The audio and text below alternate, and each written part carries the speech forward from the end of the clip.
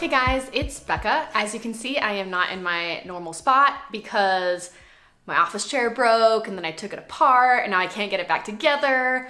So that is why I want to be an artist and not a mechanic. So anyway, a little change of location today. I am finished with my second week of Inktober, so I got 14 days done. It was definitely harder this week than the first week. I think the first week I kind of gave myself a pass and I was like, well, these are terrible, that's fine. You've never done it before. But somehow the second week I'm like, oh, you've spent 7 days now, you should be an expert, which obviously is not how it works, but I don't know why. Your brain just expects you to be better than you are all the time. Anyway, I actually did see a lot of growth this week and I feel like I'm still able to really push myself in different directions and try different techniques.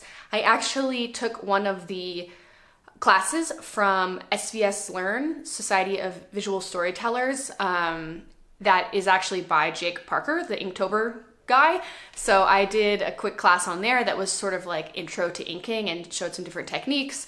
It was pretty basic, but there was a few really good gems in there that I hadn't thought about or didn't really understand, I guess. So it was, I mean, I'll talk about all the drawings in a minute, but just sort of like gave me some ideas on how to push values and think differently about how I could approach basically making things stand out from other things a little bit better than just doing solid black and solid white, which was basically my attempt for the first week. So yes, 14 days of Inktober, onto the drawings. All right, here are my week 2 Inktober drawings. This first one I was really unhappy with.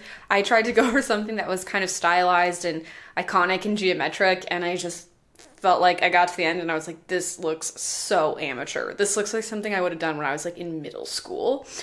So that was disappointing, but it also gave me a lot of kind of information on what I needed to work on. So throughout the other drawings, I was really focusing on making sure things kind of read in a more three-dimensional way and had a little bit more life to them and felt organic and naturalistic versus sort of stiff and, I don't know, cartoon. It's not even cartoony. I'm not even sure what the word is. It's just bad. So on to the next.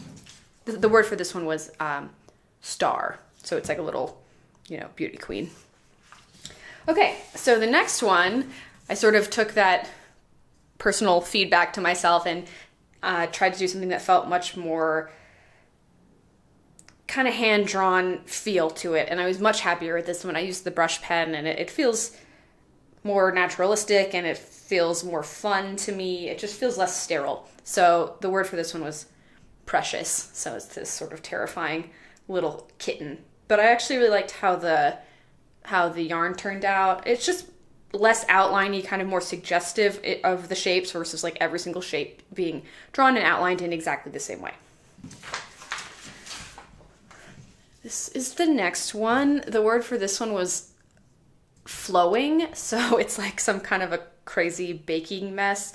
I was actually pretty happy with this one too. I was sort of surprised that I just kind of came up with this concept. It's like a waterfall baking thing.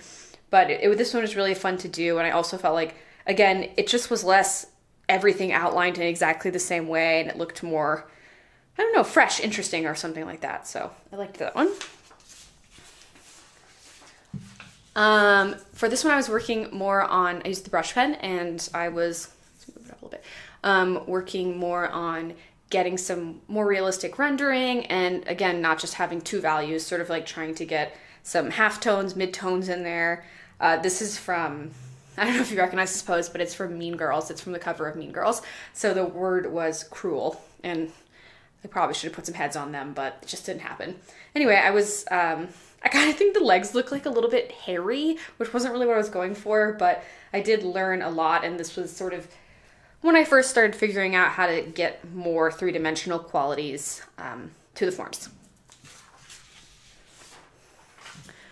Okay, this is just like a really dumb comic.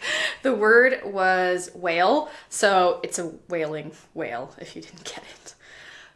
I'm sorry, it's so bad. But I had a tough time with this one because I felt like in the sketch, and I'll show that in a bit, it had like a really nice kind of fun natural feel, and then when I went to do the actual inking, it just looked really not as interesting or something. It like lost all of its life.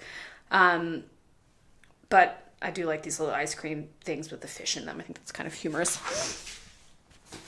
Okay, now we're getting into some really sort of multi-value things. So this is my first attempt to do like a 5-step gradation, I guess, from black to white. And as you can see, it definitely looks more three-dimensional. There's some problematic things going on here, but I do think some of the little characters are cute. The word was guarded, so it's all these little karate guys guarding your takeout food. But yeah, I like this one.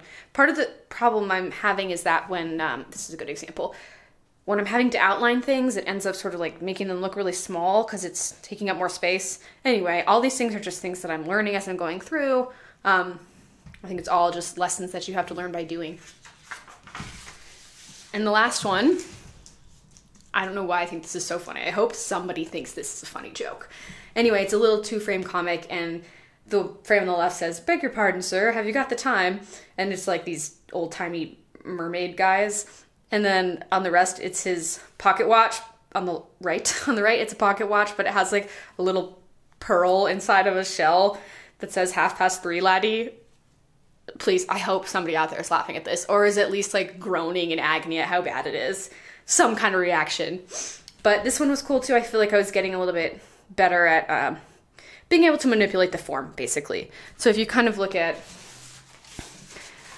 this is actually a good one to compare. My first attempt at sort of doing some kind of stylized characters, you can see this just looks just so amateur. And I think this kind of style is starting to look a little bit more, I don't know, professional or something. I'm not even sure what the words are to use to describe these things, but you can see just a very different approach to these and how they just look very different.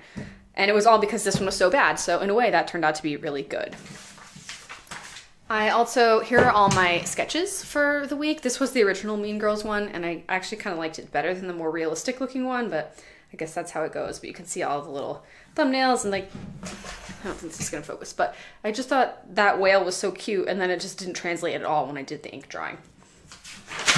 And the last thing is I just did, this is for another project, some little character studies for a little river rafter girl. So that was all my drawings this week. Thanks for watching, and next week I will be over halfway done with Inktober. Yay!